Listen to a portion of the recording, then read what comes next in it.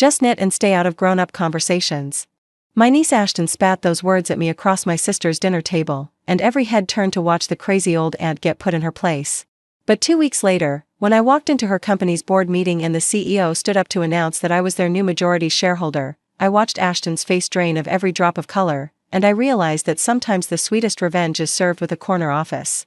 Before I tell you how a 68-year-old woman they dismissed as a knitting grandmother came to own 52% of a tech company worth $80 million, take a moment to subscribe and comment below where you're watching from. This story might just change how you see age, power, and the dangerous mistake of underestimating someone based on their gray hair. My name is Margaret Maggie Hollister. I'm 68 years old, and for the past decade, my family has treated me like a relic, something to be tolerated at holidays, smiled at politely, and otherwise forgotten. But they made one critical error: they never asked where my money came from. Let me start from the beginning. I was born in 1957 in a small town outside of Cleveland, Ohio. My father worked at a steel mill. My mother was a seamstress. We weren't poor, but we weren't comfortable either. Every penny was counted, every meal was planned, and luxuries were things that happened to other people. I was the middle child of 3 sisters. My older sister Patricia was the beauty, blonde, delicate, destined for a good marriage. My younger sister Janet was the baby, spoiled, coddled, everyone's favorite. And I was Maggie, plain, practical, forgettable. I learned early that no one was going to hand me anything. So I studied. I worked. I babysat and tutored and saved every dollar I earned. When I graduated high school in 1975, I had enough money for 1 year of community college and a dream that everyone said was foolish: I wanted to work on Wall Street. In 1975, women didn't work on Wall Street. They were secretaries. They fetched coffee. They smiled and nodded and stayed out of the way. But I didn't care about what women didn't do. I cared about what I was going to do. I moved to New York City with $200, a suitcase, and the kind of stubborn determination that only comes from having nothing to lose. I got a job as a receptionist at a small investment firm. I worked 12-hour days. I listened to everything the traders said. I read every financial report I could get my hands on. And slowly, painfully, I learned. By 1980, I had talked my way into a junior analyst position. By 1985, I was managing my own small portfolio of clients. By 1990, I had been promoted to senior fund manager at one of the top firms in the city. I was making more money than my father had earned in his entire lifetime, and I was just getting started. But here's the thing about being a woman in finance in the 1980s and 1990s: the harassment was constant, the discrimination was institutional, and the loneliness was crushing. I never married. I never had children. I was too focused on surviving in a world that told me every single day that I didn't belong. My family didn't understand. Patricia had married a successful dentist and spent her days playing tennis and chairing charity committees. Janet had married a real estate developer and popped out 3 perfect children. They invited me to holidays out of obligation, but they never asked about my work. They never asked about my life. Maggie works in New York, they'd tell people vaguely. Something with numbers. Something with numbers. That's how they described a 30-year career that made me one of the most successful female fund managers of my generation. In 2010, I retired with a personal net worth of approximately $120 million. I didn't tell my family. Why would I? They'd never been interested before. They'd spent decades making me feel like the odd one out, the strange sister who chose a career over a family, who lived alone in a Manhattan apartment instead of a nice suburban house with a husband and children. When I retired, I moved to a quiet town in Vermont. I bought a modest farmhouse. I started gardening. I took up knitting, genuinely, I love knitting. I joined a book club. I adopted 3 cats.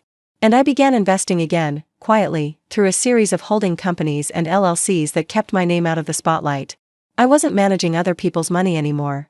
I was managing my own. And I was very, very good at it. Over the next decade, my wealth grew. I invested in real estate, in startups, in established companies looking for private equity. I had a particular interest in technology, specifically, in companies that were innovative but undervalued. I'd learned to spot potential when others saw risk. One of those companies was called NextGen Solutions. NextGen was a tech startup based in Austin, Texas, specializing in healthcare software. They'd developed a platform that helped hospitals manage patient data more efficiently, reducing errors, cutting costs, saving lives. It was exactly the kind of company I loved: meaningful work, strong fundamentals, room to grow. I made my first investment in NextGen in 2018, a quiet injection of capital through one of my holding companies. Over the next few years, I continued to buy shares. By 2023, I owned 47% of the company. And I had no idea that my niece Ashton worked there. Ashton is Patricia's daughter, my eldest sister's youngest child. She's 34 years old, has an MBA from a prestigious business school, and carries herself with the kind of confidence that comes from never having been told no. I hadn't seen her much over the years. She'd been a teenager when I retired, and our paths rarely crossed. I knew she worked in tech somewhere, but Patricia's descriptions of her daughter's career were always vague, probably because Patricia didn't understand what Ashton actually did. I certainly didn't know that Ashton had risen to become the chief operating officer of NextGen Solutions. But I found out at Thanksgiving dinner last year. The family gathered at Patricia's house in suburban Chicago, a sprawling colonial that screamed old money even though their money wasn't that old. I drove in from Vermont, as I did most years, expecting the usual, polite small talk, thinly veiled condescension, and an early escape to the guest room with a book. What I got instead was a front row seat to my own humiliation. The dinner table was crowded, Patricia and her husband Douglas, Janet and her husband Robert, their various children and grandchildren, and me. The lone spinster aunt at the end of the table, smiling pleasantly while everyone talked over her. The conversation turned to careers, as it always did. Patricia's son had just been made partner at his law firm. Janet's daughter had sold her interior design business for a healthy profit. And Ashton was practically glowing.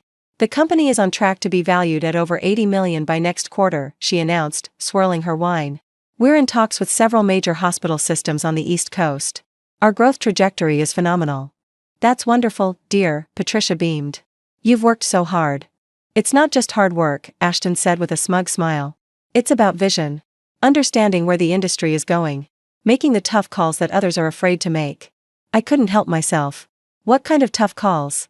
Ashton's eyes flickered to me, the first time she'd acknowledged my existence all evening. Business decisions, Aunt Maggie. You probably wouldn't understand. Try me, I said mildly. I've read a bit about the healthcare tech sector. Read a bit? Ashton laughed. That's cute. But reading about business and actually doing it are very different things. No offense, but what would you know about running a company? You spent your whole career doing, what was it? Something with numbers? The table chuckled. Patricia smiled apologetically. Janet studied her wine glass. I felt the familiar sting of being dismissed, but I kept my composure. I managed investment portfolios, actually. For about 30 years. That's nice. Ashton's tone was the verbal equivalent of a pat on the head. But that's not the same as building something from the ground up. At NextGen, we're doing real innovation.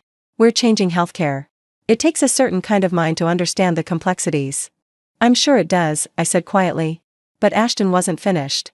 You know what your problem is, Aunt Maggie? She leaned back in her chair, emboldened by wine and an audience. You've never actually accomplished anything. You lived alone in New York doing something with numbers, and now you live alone in Vermont doing, what? Knitting? She laughed. You're 68 years old. Why are you even trying to insert yourself into grown-up conversations? Just knit and stay quiet. The words hung in the air like a slap. I saw Patricia's face tighten, but she didn't say anything. Janet looked away. The children shifted uncomfortably. Douglas suddenly became very interested in his mashed potatoes. No one defended me. No one corrected her. For a moment, I felt the same old shame, the familiar ache of being invisible, worthless, forgotten. And then something shifted inside me. I set down my fork, dabbed my mouth with my napkin, and smiled the kind of smile that 30 years on Wall Street had taught me. You're right, Ashton, I said pleasantly. I probably don't understand the complexities of your business. I apologize for interrupting. Ashton smirked triumphantly and returned to her wine. I finished my meal in silence. I went to bed early. And the next morning, I drove back to Vermont. But I didn't forget. The following Monday, I called my lawyer. Richard, I said, I want you to find out everything you can about NextGen Solutions. Specifically, I want to know who their major shareholders are and what percentage is available for acquisition. Richard had been my attorney for 20 years. He didn't ask questions. He just delivered results. 3 days later, I had my answer. NextGen's ownership was distributed among several venture capital firms, a handful of angel investors, and employee stock options. The largest single shareholder held 19%. No one was even close to a controlling interest. Except me. I already owned 47% through my holding companies. If I acquired just 6% more, I would own more than half the company. I would be the majority shareholder, able to make decisions, call meetings, and if I wanted, replace leadership. I made some calls. I offered premium prices to 2 small investors who were looking to exit. Within 10 days, I owned 52% of NextGen Solutions. My niece's company. And she had no idea. The next board meeting was scheduled for December 15th, 2 weeks after Thanksgiving. I informed the board that I would be attending in person as the company's new majority shareholder. I asked that my identity be kept confidential until my arrival. The morning of the meeting, I flew to Austin. I dressed carefully, a charcoal suit, understated jewelry, my hair pulled back in a neat silver chignon. I looked exactly like what I was, a woman who had spent decades commanding rooms full of men who underestimated her. The NextGen headquarters was a sleek glass building in a trendy part of downtown. I walked through the lobby, past the receptionist who smiled at me blankly, and took the elevator to the executive floor. The boardroom was already full when I arrived. Through the glass walls, I could see the CEO, a middle-aged man named David Chen, shuffling papers at the head of the table. The CFO sat to his right. The head of product development was reviewing something on his laptop. And there, at the far end of the table, sat Ashton. She was wearing a red power blazer, her hair blown out perfectly, her expression the same confident smirk she'd worn at Thanksgiving. She looked like a woman who believed she was untouchable. I pushed open the door. Every head turned. Ashton's eyes landed on me, and for a moment, she didn't recognize me. I was out of context. The knitting aunt from Vermont didn't belong in an Austin boardroom. Her brow furrowed in confusion. Then David Chen stood up. "Everyone," he said, gesturing toward me, "I'd like you to meet Margaret Hollister. As of last week, she is NextGen's majority shareholder, controlling 52% of our company." The silence that followed was absolute. I watched Ashton's face go through a remarkable transformation, confusion to disbelief to shock to something approaching terror. Her red blazer suddenly looked less powerful and more desperate. That's impossible," she stammered. "Our shareholder structure. I would have known." "The shares were held through several holding companies," I said calmly, taking the empty seat at the head of the table. "Hollister Capital, MH Ventures, and Granite Peak Holdings. You may recognize those names from your quarterly reports, if you read them carefully." Ashton's mouth opened and closed, but no sound came out. "For those who don't know me," I continued, addressing the room, "I spent 30 years managing investment portfolios on Wall Street. I retired in 2010. Since then, I've focused on private equity investments, primarily in healthcare technology and related sectors." I smiled. "I'm very selective about the companies I invest in. I believed in NextGen's mission and its potential. That's why I've been building my position over the past 5 years." David Chen found his voice first. "Ms. Hollister, we're honored to have you here. We had no idea that our largest investor was, well, an old woman who knits." I offered lightly. He had the decency to look embarrassed. "I understand there may be some surprise," I said. "And I want to be clear, I'm not here to disrupt your operations. NextGen is a well-run company with enormous potential. I intend to be a supportive shareholder." I paused, letting my gaze travel around the table until it landed on Ashton. "However," I continued, "I do believe in accountability. And I expect everyone on this leadership team to conduct themselves with professionalism, integrity, and respect, for each other, for employees, and for stakeholders of all kinds." Ashton had gone pale. Her hands were trembling slightly against the table. "In fact," I said, "I'd like to schedule a private meeting with each member of the executive team over the next week. I want to understand your roles, your challenges, and your vision for the company's future. Starting with you, Ms. Ashton Marshall." I looked directly at her. "Perhaps we can discuss the complexities of running a business that I supposedly wouldn't understand." The meeting continued for another 2 hours. I asked intelligent questions about product roadmaps, customer acquisition costs, regulatory challenges, and long-term growth strategies. I could see the surprise on their faces. This wasn't the doddering old aunt they'd imagined. This was a woman who had been making million-dollar decisions since before most of them were born. By the time the meeting ended, I had their respect. Not because I demanded it, but because I demonstrated it. Ashton tried to slip out quickly, but I caught her in the hallway. "Ms. Marshall," I called. "A word?" She stopped, her shoulders rigid, and slowly turned to face me. Up close, I could see the fear in her eyes, the dawning realization that everything she'd built could be taken away by the woman she'd dismissed as irrelevant. "Aunt Maggie, Miss Hollister, I don't know what to say." Her voice was shaking. "I had no idea. None of us knew. If I had known, would you have treated me differently?" I asked quietly. "Would you have shown me basic human respect if you'd known I had money and power?" She didn't answer. We both knew the truth.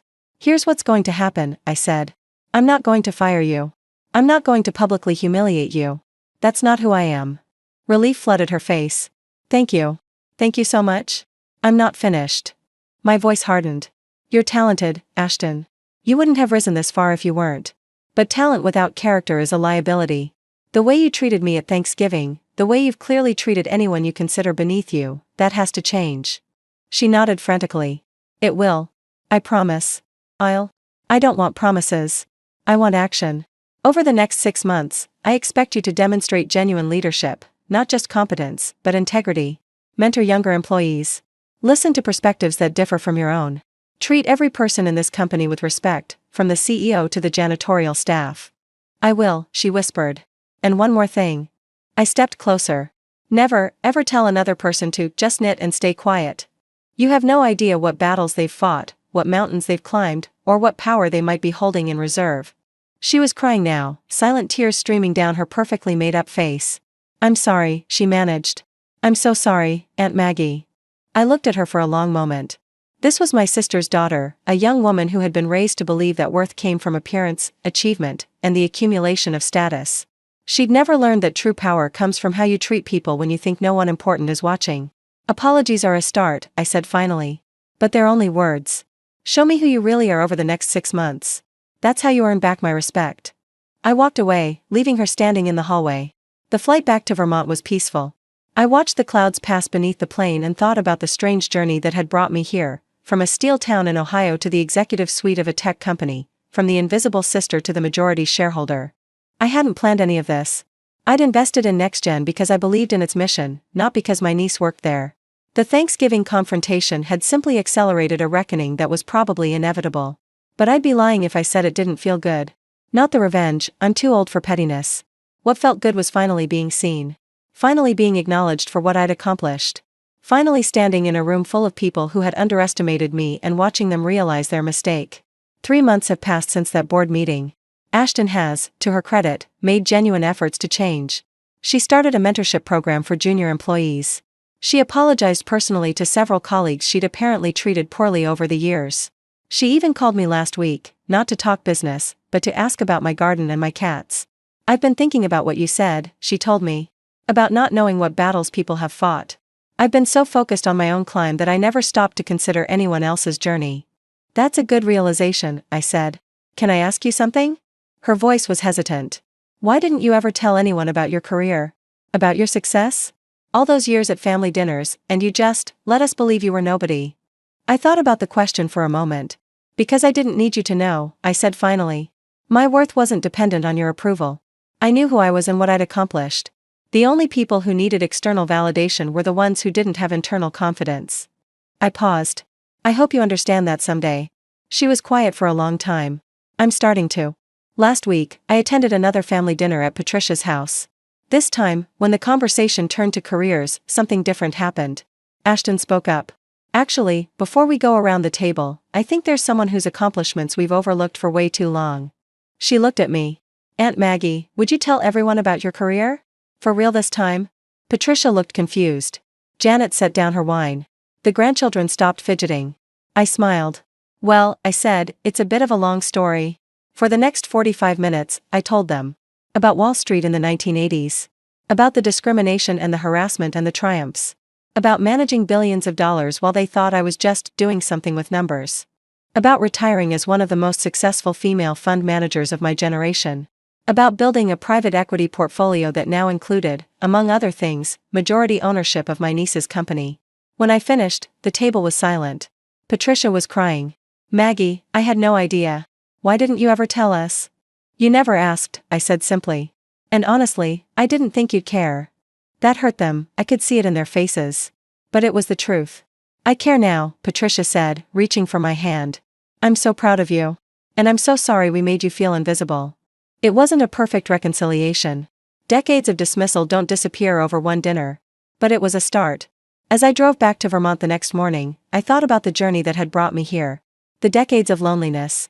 The glass ceilings I'd shattered while no one was watching. The quiet satisfaction of building an empire while everyone assumed I was irrelevant. I'm 68 years old. I have more money than I could spend in 3 lifetimes. I have a farmhouse full of cats and a garden full of tomatoes and yes, a basket full of half-finished knitting projects. I also have a seat on the board of a company that's changing healthcare. I have the respect of people who once dismissed me. And I have the knowledge that every gray hair on my head represents a battle I won when the odds were against me. My niece told me to knit and stay quiet. Instead, I showed up as her boss. If you enjoyed this story, don't forget to subscribe and comment below where you're watching from. I'd love to know how many people have been underestimated because of their age, their appearance, or their quiet demeanor. And remember, the most powerful people in the room aren't always the loudest. Sometimes, they're the ones sitting quietly in the corner, watching, listening, waiting. Never underestimate the old woman who knits. She might just own the company. This is Margaret Hollister. And this is my truth. Closing lines. The most powerful people in the room aren't always the loudest. Sometimes, they're the ones sitting quietly in the corner, watching, listening, waiting. Never underestimate the old woman who knits. She might just own the company.